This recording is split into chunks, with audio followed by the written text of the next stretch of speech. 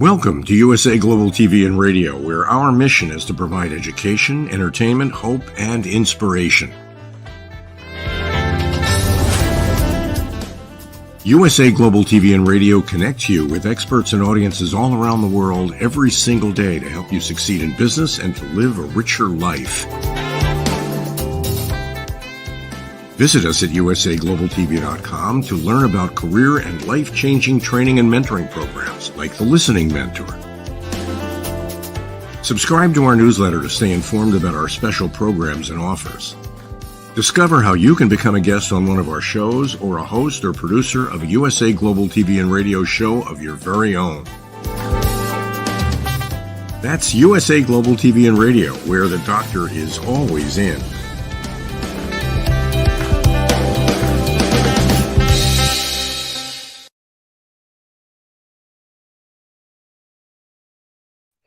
Hello, everyone. Good morning, good afternoon, good evening. Welcome home to USA Global TV and Radio. I'm Dr. JACALYN KERBECK, and I just want to give a special thank you to all of you who have reached out to me since my mother passed last week. I really appreciate the support. Our show today is the Books, Blogs, and Poetry Show, and we have a very special and talented guest who's going to be joining us. Before we bring him out, we're going to bring out the star of our show. It's DIANN FLOYD BOEHM. Welcome to the show. Good morning, Dr. JACALYN. I'm excited about the show. What a guest we have today. I know, another fabulous guest sent from Mickey Mickelson. Thank you, Mickey. We really do appreciate you and honor you. So, DIANN, you are also a client of Mickey's, so kudos to you. I know he helps support your work in many ways as well. Yeah, he's pretty amazing. One of the smartest moves I've made since I've been getting my books out there in the world. Well, DIANN, I'd love to spotlight you for a couple of minutes for you to share the work that you're doing, because since I've met you, and I don't even know if it's 3 years now or 2 years now, but you're constantly putting out content. You are an international award-winning author. You are a former educator. You're a keynote speaker. You're someone who loves children, is all about family. Tell us a little bit more about your work. Oh, you're so kind, Dr. JACALYN. So my latest work that I'm excited about is Boomer the Curious Bunny. And obviously by the title, you can tell it's for young children. But I mean, that's the main focus. But all my books, I like to think, are for everyone, because I want them to remember what it's like to be a kid and to be curious. So even as an adult, be curious about how the world is changing and all the exciting things around us. So Boomer is all about discovering what is beyond his little home area. And he goes and has quite an adventure. And then I have a book coming out, Dr. JACALYN, in November 15th, actually. And it's a young adult historical fiction. It's a sequel to Rise, A Girl's Struggle for More. And this continues on with Ruby's journey to be what she's meant to be. And so it's called Ruby Takes Chicago. Woohoo! Set in the 1920s. Thank you, Dr. JACALYN. That's super excited. I didn't even know about that one, DIANN. You snuck that one right in. Congratulations. Thank you. Fantastic. Well, I want to bring out our guest who's joined us from South Dakota. I've never actually been to South Dakota, so I'm excited to hear more about it. But Gary is an inventor, an international researcher, and an author. So that kind of makes him very unique compared to other authors that we bring to the program. His name is Gary Wietgrefe. Let's welcome him to the program. Gary, come on out. Hi there. Good morning, JACALYN and DIANN. Appreciate you having me on this morning. Yes, thank you so much for being here. I loved our little chat very briefly behind backstage in the green room, but you really have a very unique perspective to some of the other authors who we've had here on this show. So when we think about an inventor, okay, that takes a huge amount of time and persistence, right? And patience. And then an international researcher, I'm imagining you traveling all over the world. That takes time, money, effort. And then, of course, being an author, how do you manage to do all of these things so well, Gary? Well, I hope I do them well. I think from the technical standpoint, when you learn to write, it's always good to learn to write technical writing. And so through my career, I made my living in agriculture. And over time, I developed concepts that automated equipment design, for example, that was a piece of equipment, but then I had to think of how to make it work with the engineering part of it. And so I had to write it so that not only I would understand it, but the attorneys and the patent attorneys and others would understand it. And best of all, it had to be understood by the patent office. And then they analyzed it to see how patents, my proposed patents, differentiate from any other patent out there. So I have 4 patents on engineering, 1 on design, and 1 on biomass processing. Woo, Wow. Gary, that's amazing. You know, Thank you. I'm a big fan of Shark Tank, and I know when someone brings forth a product, they always ask, what kind of patent do you have? Do you have a patent? What is that process like to even get one? It's a long, drawn-out process. And if you can't explain your idea, nobody else is going to get it, and you'll never get a patent on it. You have to be able to explain your idea and how it's different than any other idea in the world. And would you say this takes years or months? Years. Years. You better allocate years to the process, because you may write it up in a period of a month or 2 and think through it. And then I worked with patent attorneys that helped basically fill in the gaps of what I didn't know. I didn't even know what they were going to ask. And so they obviously do research on what's out there for other patents. And then the patent attorneys eventually submit it to the patent office. And my latest patent, I received, I think I started that in around 2008, and I received it in 2014. So it can take quite a while, especially with extensive patents, which there's 20 some independent claims on that last patent.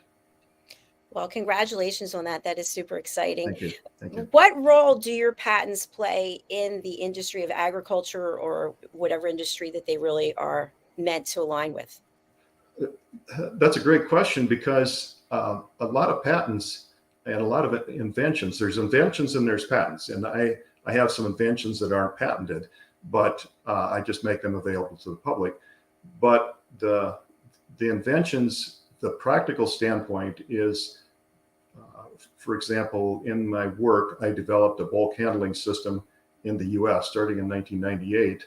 And my goal was to have it available throughout the US by 2015. Well, I had that done by 2012 and I retired, but I had developed it basically in the US and Canada. And my last project was to host Argentinians to introduce it to Argentina. Woo!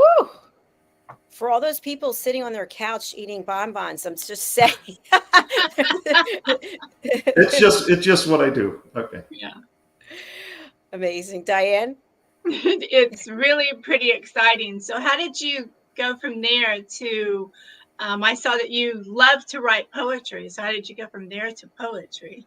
It's it seems like a stretch, but poetry is the fun part. Technical writing is in research papers. I researched with, for example, 15 years with the University of Uludağ in Bursa, Turkey. That is technical writing, where poetry I can just pick up and start writing poems for fun. Just and I like to rhyme. I'm more of a 19th century poet, where virtually everything told stories and was in rhyme, and that's what I like to do for fun. So I'll sit down in the morning and I'll write a poem and maybe start a different one in the afternoon, and maybe not look at another poem for a week or 2, and all of a sudden an idea comes to me and I just rip out a poem. Just rip out a poem. You know, it is a gift to be able to do poetry. Yes, and 90+% of the poetry today in the last, and it's more so in the 21st century than it was even the last half of the 20th century, but very few poems rhyme. It's not a common media anymore. And because I grew up, in fact, I brought this one out. This was my grandmother's book, 101 Famous Poems, and they're authors from the basically the 17th century through the 19th century, But this book was given to my grandmother by her two sisters in around 1930. It's copyright 1928. Wow, that's very special. It sure is. Would you say that you're a romantic at heart? I never thought of it that way, but I think so. Yes, I think I am. It's so interesting because of the technical writing and then sort of writing from the heart. I hear what you're saying about it's not a far leap, but they do seem like two different parts of your brain. Well, Dr. JACALYN, I mean, you're a TV host. I mean, you have a broad background, but this is a different media than a lot of people are used to, and you're great at it. So you pick what you're good at. Yeah, absolutely. Well, thank you for that. So tell us about your role as an international researcher. What type of research have you done and where? Well, it actually started when the Soviet Union collapsed in the early 1990s. I had published a couple of books on the ancient grain millet. I did one on international marketing where it was, and by the way, in 1989, I charged $100 a copy for that book. And I still charge $100 a copy, although I make it for free on researchgate.com. But a Swiss aid organization went into Mongolia because the people basically didn't have food. There was only 3% of the whole ground area in Mongolia is farmed. And what I did, that Dr. Marcus Drubeck came to Minneapolis, seen my books at the University of Minnesota, and basically we started a research project with a master's degree student at the University of Uludağ, University of Mongolia. And I sent over not only my books, but of course, email was available then, which I emailed back and forth my agronomic expertise and sent actually varieties of millet that we developed here in the U.S. or that were developed in the U.S. I sent them over to Mongolia. And it wasn't until last year that I noticed that research was good. It was irrigated crop production in Mongolia of very high elevations, and it wasn't published other than her master's work. And so I put it out into a research paper on the history of Mongolia government, and it went through almost every type of conceivable government during the 20th century. And no matter what the government was in Mongolia, people had to eat. So it went from a 300-year dynasty to socialism, to Buddhist theocracy, to the Chinese ruled for a while, to communism, to a democracy in the late 1990s. And so these people ate, and what did they rely on? Basically millet, which was an ancient grain. For thousands of years, they've eaten in northern China and Mongolia, and they drank camel's milk and mixed it with a tea. That was their nutrition. And so they couldn't rely on any government, so they just had to figure out how to feed themselves and their families. Well, that sounds fascinating. Wow. What were some of the key takeaways that you still have today from that? Well, that actually led me into other research. And so basically the takeaway is that it's necessity of life to be able to feed yourself. You as a individual, as a family, need to rely on you and your resources, not to rely on somebody else. And so I'm quite an independent guy. I've raised my children to be independent, and they're all successful. And that, I think, led into some of my other work, certainly into Turkey, where I researched with them for 15 years, University of Uludağ in Bursa, Turkey.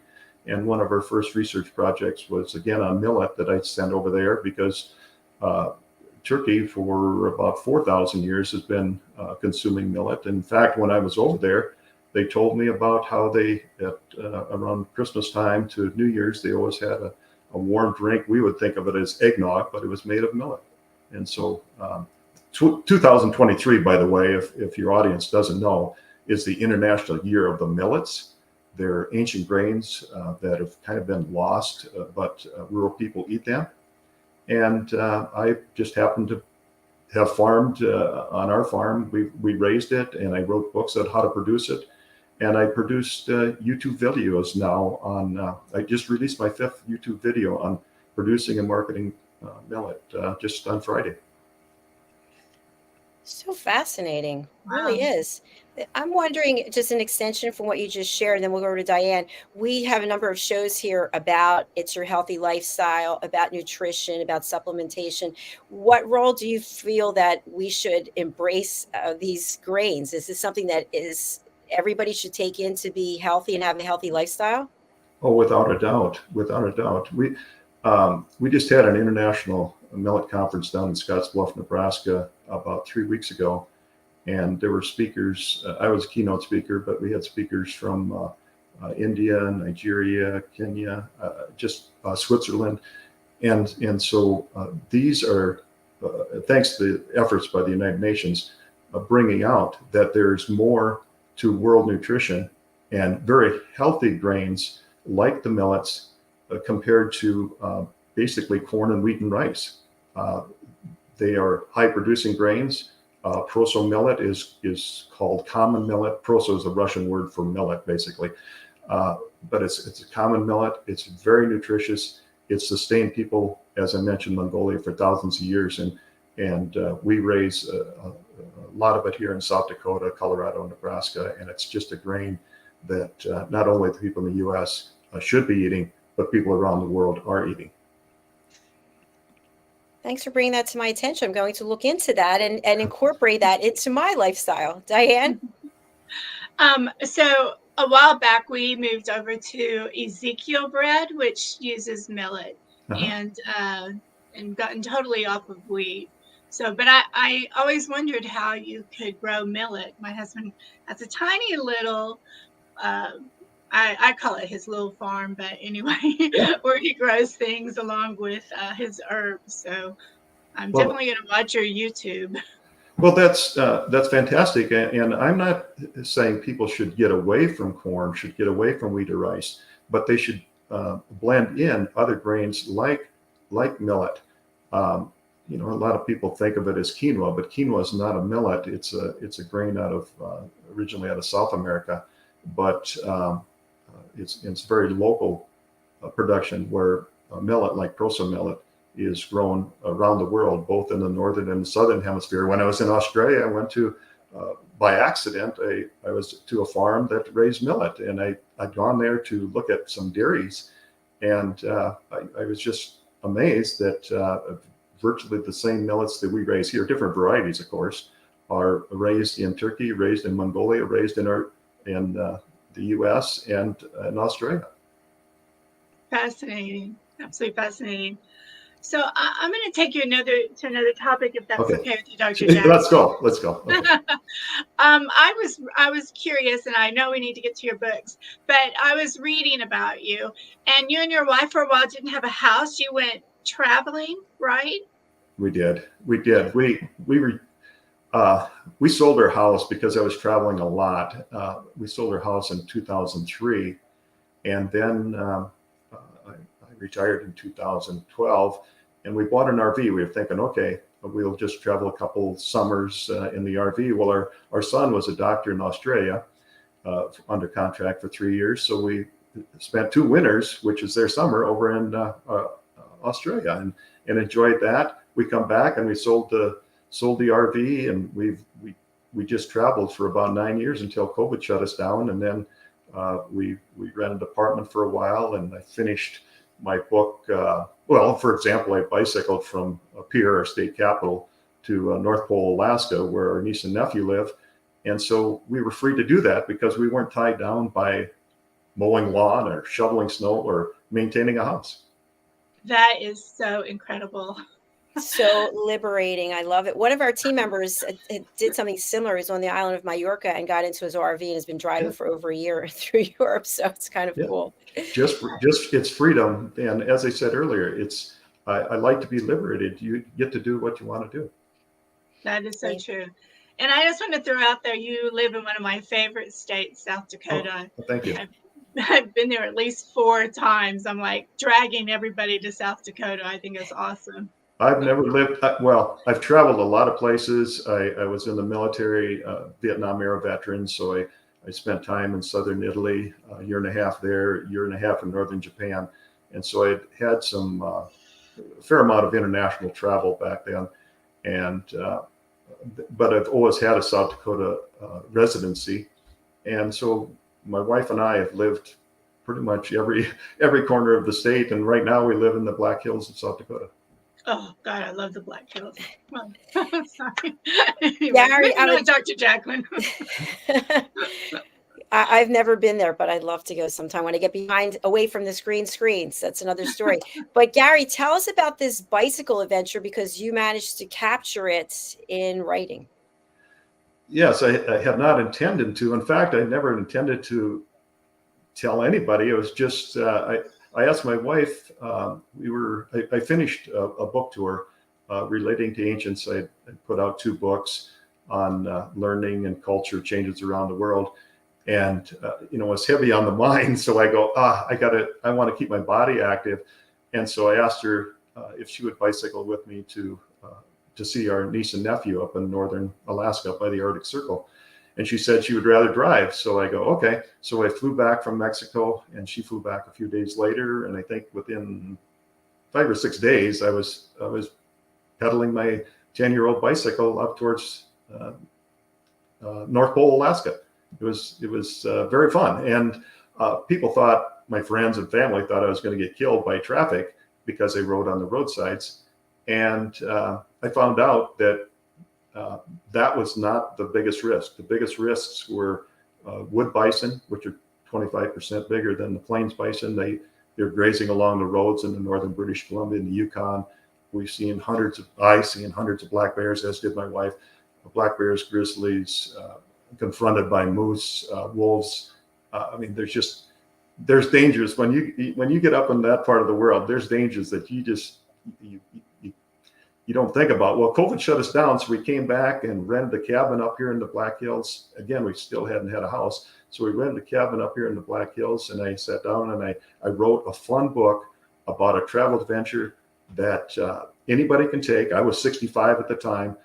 Anybody can get on their bicycle. They may not make it, but they can have fun. Gary, how did you keep yourself mentally uplifted throughout this, especially when you see large creatures that could take you out?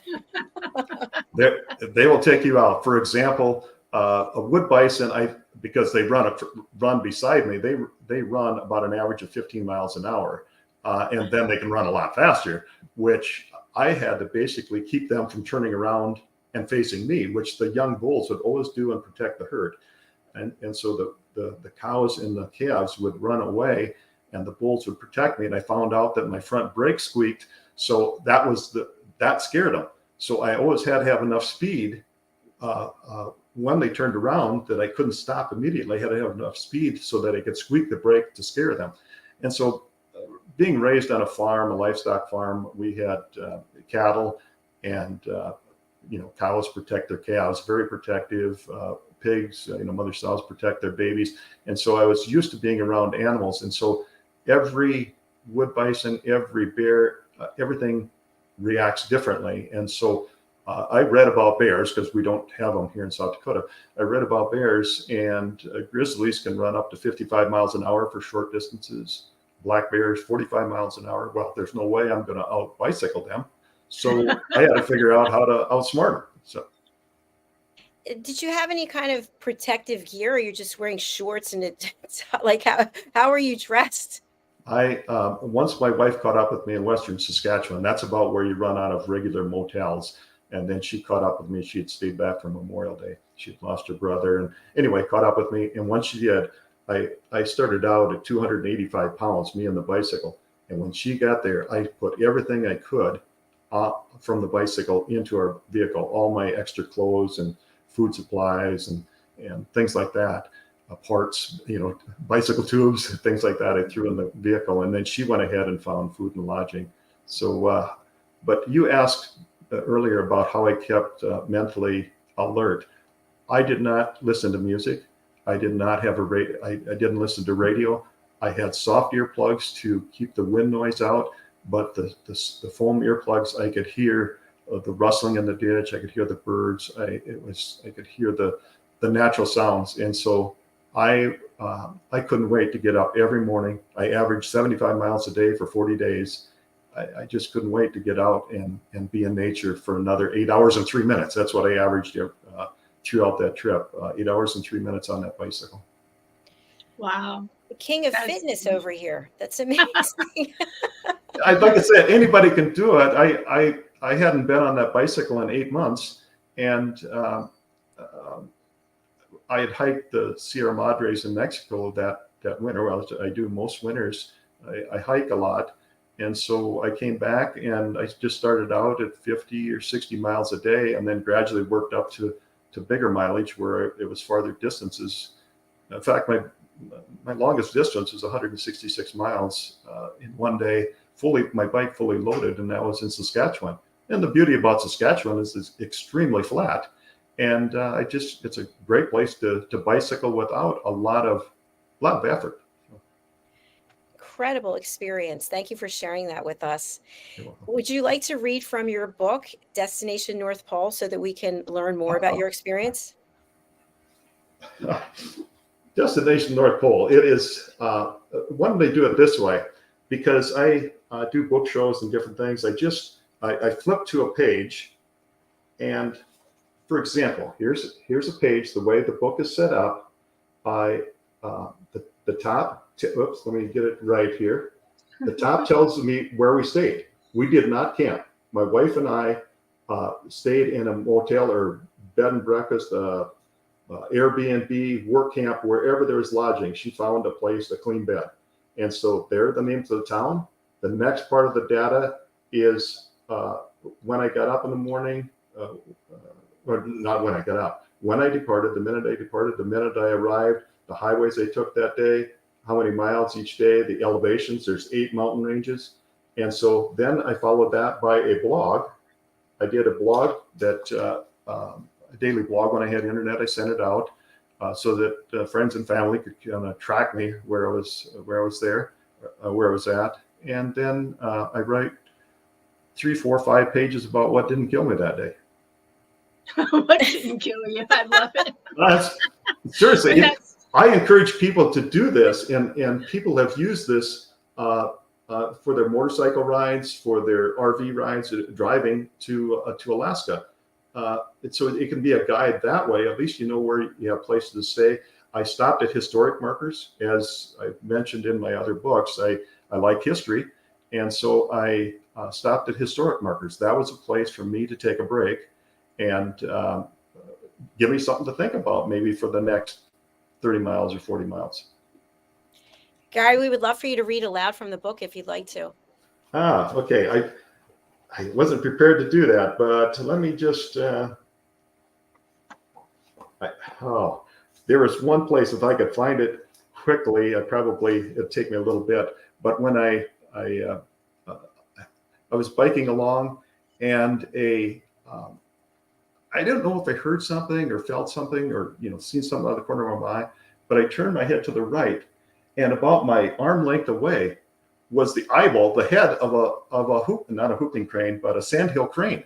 The wingspan is like 5 foot, 6 foot across, and she was drafting me. I was going up into the wind about 14, 15 miles an hour, and I go, this is crazy. I wish I could find that on her.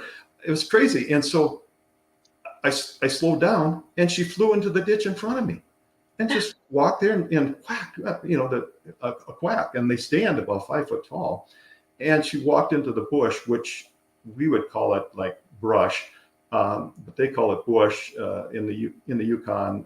It's cut away from the highways mostly, and then it goes into the trees. And in there, and I stopped, and I had my peanut butter sandwich, and I go, this is crazy. I tried to take a picture of her. And she's, squawking. I don't know if she wanted me to follow her in there or what, but there's too many bears for me. And so I tell this story because of all the pictures I took. Her head is like this big compared to everything else, and I never actually could find her head in the pictures. And so I tell about that story. Well, I just picked a page here now. With the barking dog quickly approaching, I yelled, "I gotta go." I hung up the phone. My nephew called me to find out where I was at. I hung up the phone, pocketed the cell phone as I unclipped and remounted. None too soon. The dog gained on me up to the next incline. But before I could reach the top, luckily, it had turned back. So that's, one paragraph of one dog that happened to chase me. I tell you what, this was written during COVID. I biked before COVID. I had no idea, of course, that we were going to be in a pandemic. But when we rented this cabin up in the Black Hills, I just sat there and I said, the last thing people want to hear now or read now is somebody struggling on their way to Alaska. I didn't struggle. I had the time of my life, and that's what the book is about. It is a fun read, a fun adventure. I've written it so that fourth and fifth grade person could read it. But I have a lot of senior citizens that pick it up and say it's just a great armchair read.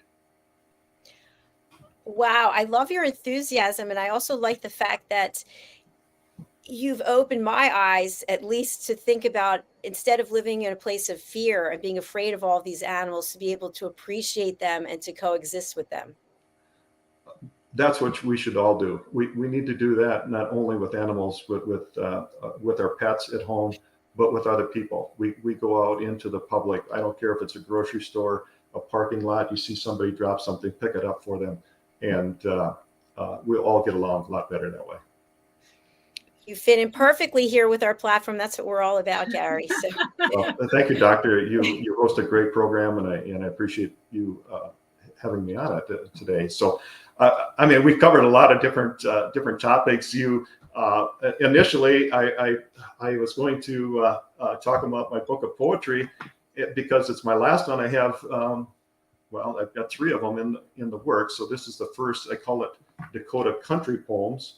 I have one that I'm working on now. In fact, I just got the sketches back from a sketch artist, but it's a book-length poem. It's written for, we'll say, 4th, 5th, 6th graders, but it's so I'm not sure if it's going to be a textbook or not.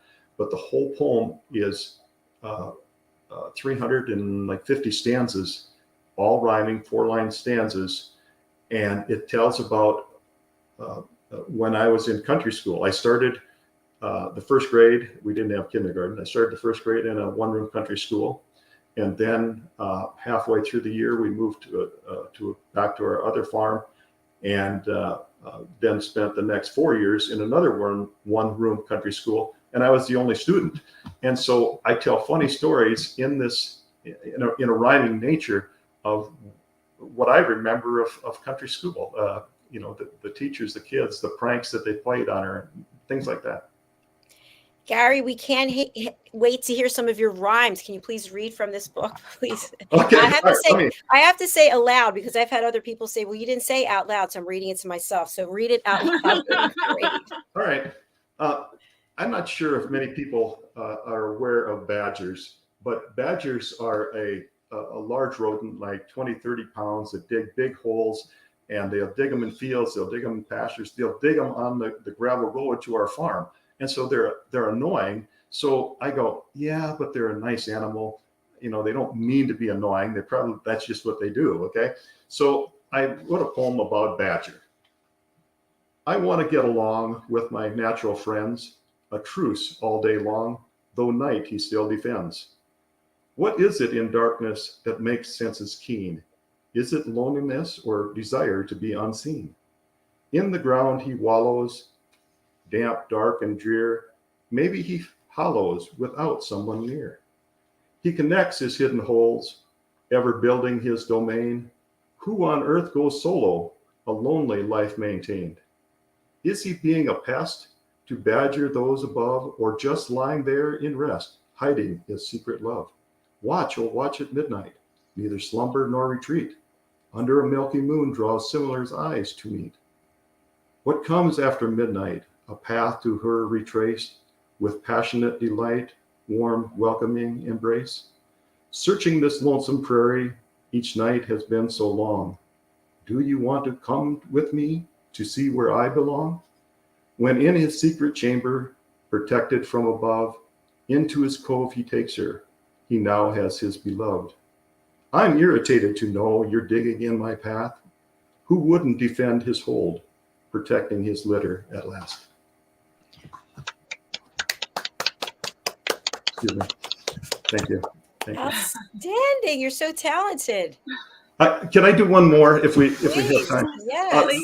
This one I haven't put it in a book yet, but it's Migrating Monarchs, and I want to tell a little bit about this.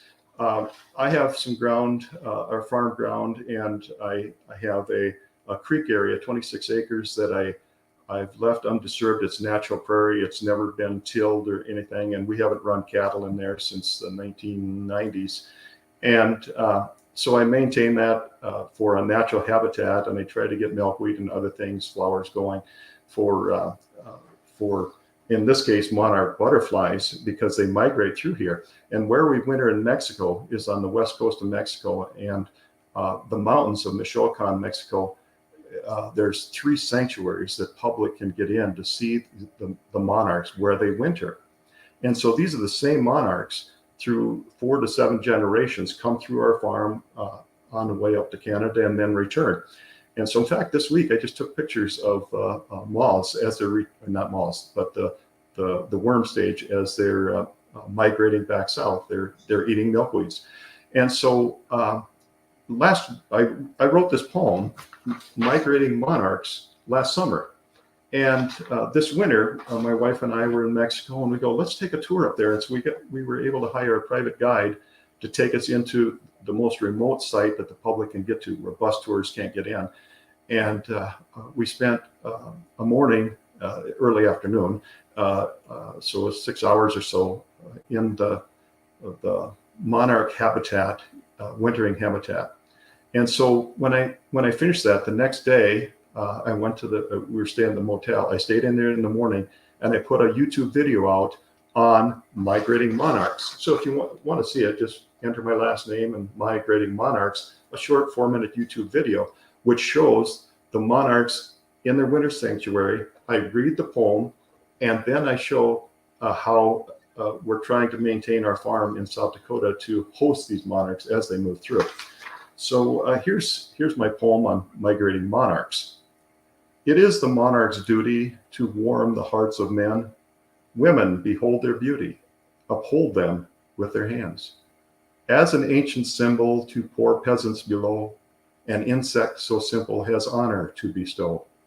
Gliding multiple pairs of wings, delicate and thin, ascend with warm air, depending on the wind. Migrating from the south, north to open plains, monarchs flutter about through meadows and lush greens. Tender are their wings, of beauty all their own. Lovely earthly things float as they roam. Savoring milkweed tapas, monarchs navigate by sun, like a sailor's compass on their annual run. As they hover aloft and beautify the skies, with sovereignty yet soft, each monarch dies. Generations number 7 along their annual flight, flowing forth from heaven, doubles our delight. Though many miles they roam where ancestors were before, each fall they head home, following ancient lore. Many millions descend in the fir forest of Michoacan, reaching their yearly end. They rest, then go again. Wow. Wow. I'm so moved by that. So you can hear it you can hear me reading it on the YouTube video if you want to do that. Fantastic. And I'm just thinking, I need to introduce you to a couple of people on our platform that are all about monarch butterflies, and we're talking about them on a regular basis. So before we close out, I do want to share your website. Let's take a look at this. Okay, so Culture, Learning, and Adventure. Tell us where to go here on this website so our audience can enjoy more of what you're doing, Gary. The best way is just click on books, and that'll open the book page, and so it'll show, I think, 6 of my books and maybe some research papers, and then from there, the tabs across the top, you can go in to do listen to some of the audios where I'll have audios. I do discussions. I have the blog, and so the top takes you to a lot of places, and of course, here's some of my books. Look at the size. That's a bison? That's a wood bison. And this is me on the bicycle. I took that photo early one morning as I was in northern British Columbia heading towards the Yukon. And a wood bison, a bull like that, was on the side of the road. And of course, I ride between the white line and the shoulder. And I go, oh man, this is going to be an interesting one. And so he was actually around the corner beyond that blue sign. And so I took off my phone because I always want to get a video of it if I can. And so I clicked some pictures, and it was too blurry, too dusty. I mean, dust was kicking up behind him, and as he was running just on the side of me. And the guy that did my book cover says, this is a photo that we'll use, but I'm going to have to use a different picture of a bison. So he inserted this wood bison there.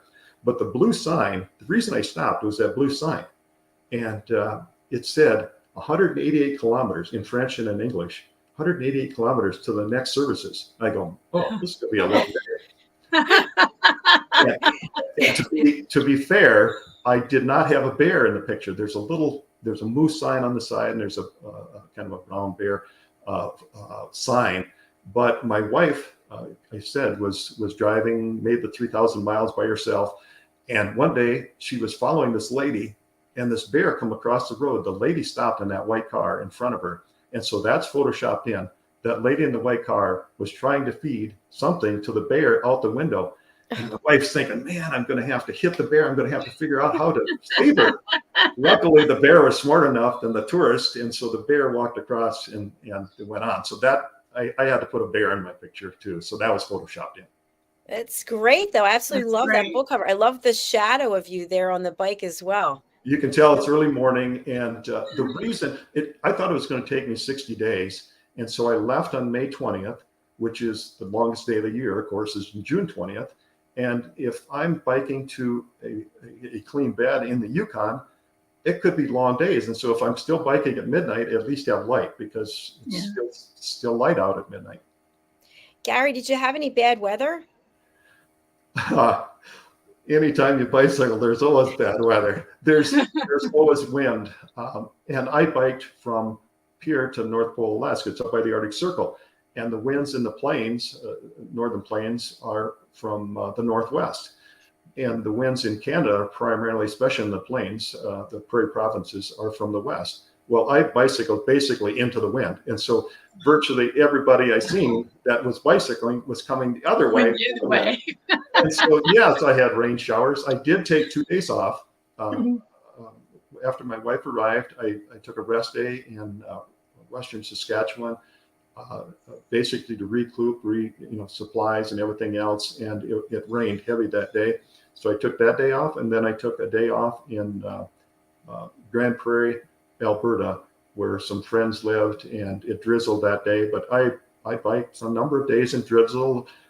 We stayed at Glacier View Motel, and so I should have thought that it could be pretty cold the next morning, and it was. It was almost 7 miles incline from where we stayed to the top of that pass. There's 8 mountain ranges, so I don't stop when I go over hills or mountains. I bike until I get to the top. I have to go slow, but the hardest thing for me is to stop and try to get my legs and things going again. So I don't stop. I just go. Well, that day, luckily, my wife had bought gloves in Alberta, and I had warm gloves on, but I was still freezing, snow flurries. So there's all kinds of, you can run into bad weather if you're going to bicycle. Incredible story, so inspirational. And I'm here on your website. Are people able to purchase your books? Yes, they can go through my website and get them. Of course, they can get them on Amazon. I have a New York distributor that distributes my books, my research papers, and my 2 millet books. By the way, the one here, the blue one just above your screen, was published in 1990. That's by far my most popular book. It's in virtually every country that raises millet. It's the only guide of how to actually raise this crop. And as a farmer, I know how. And so it's written in sections. So if you want to know how to plant, or how deep to plant, or how to control weeds, or when to harvest, each little section is in there. So you don't have to read the whole book to help you that day. And so it's, I know it's in 40 some countries, and they're available for free on researchgate.com, and I still sell hard copies. But feel free to investigate these crops. They're a great human resource. They really are. Anyone having a dinner party, here's your guest. This guy entertained all of us. You are such a fascinating person. Wow, thank you. It's when you live in South Dakota, there's not a lot of people here. In fact, there's 800,000 people. So if you really tried, you could probably get to know everybody. But you got to figure out how to make a living. And so I, as a farm kid, like I said, I was in school by myself, and so I had to figure out, listen to older kids, 6th, 7th, 8th grade in the same room. I'd listen to their lessons, and they go, "Oh, I need to know that."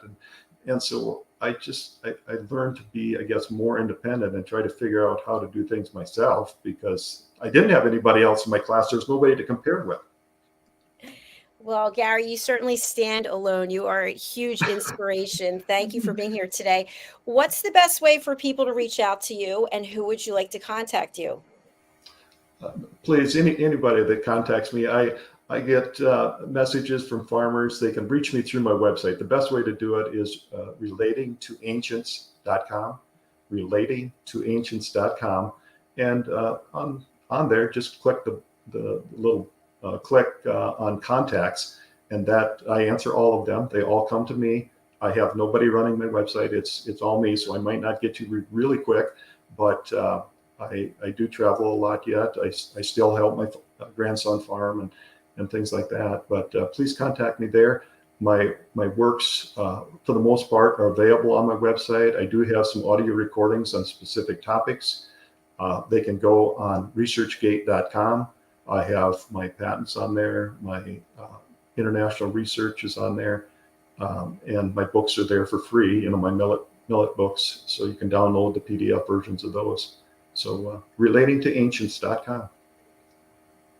All right. Thank you so much. We are showing both of your websites that you just mentioned here in the comments, so people are free to reach out to you. And Gary, we hope that you'll come back and join us on another one of our shows, because I know we're just opening the lid a little bit. Yeah. There's so much more to come out. Well, I really appreciate you hosting me. And, I just encourage people to, whatever their job is, to just sit down and write something. I don't care if it's a note to a friend, if it's a letter, or if it's an idea of a short poem or a little short story. It helps keep the mind active, and as you age, try to keep your body active. All right. Words of wisdom. Words of wisdom. Absolutely. Thank you so much, Gary. We look forward to seeing you again soon. Thank you, Doctor. Okay. Bye-bye. Bye, Diane. Diane, another brilliant episode. Thank you so much. How can people reach out to you, and who would you like to contact you? So you can reach me at my website. That's the easiest, DIANNFLOYDBOEHM.com, DIANNFLOYDBOEHM.com. And I absolutely loved our show today. Gary was incredible. And you're right, Dr. JACALYN, we just barely opened up the lid on this incredible author. Thank you so much, Diane. And thank you so much for your sponsorship, which we're going to take a look at right now. And we'll be back with our next show, which is World Jenny's Day. So please do stay tuned. Please reach out to Gary. Please reach out to Diane. Please reach out to me. That's why we're here. We're here to bring hope, inspiration, and support you. You have a safe space to share your voice with any of us, and we'd love to connect. That's all for now. Bye, everyone. Bye, everybody.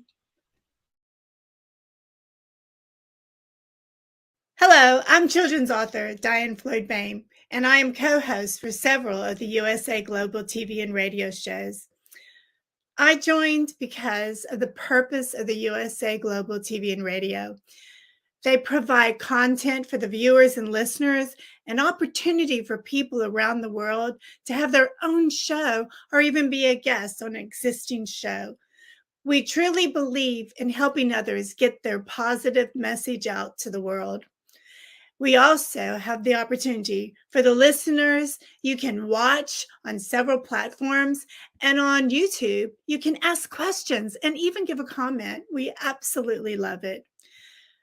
I love being part of the USA Global TV and radio because I love positive messages. And who doesn't? And we need more of that in the world. We are a family, and we hope you will join us and become part of the family too.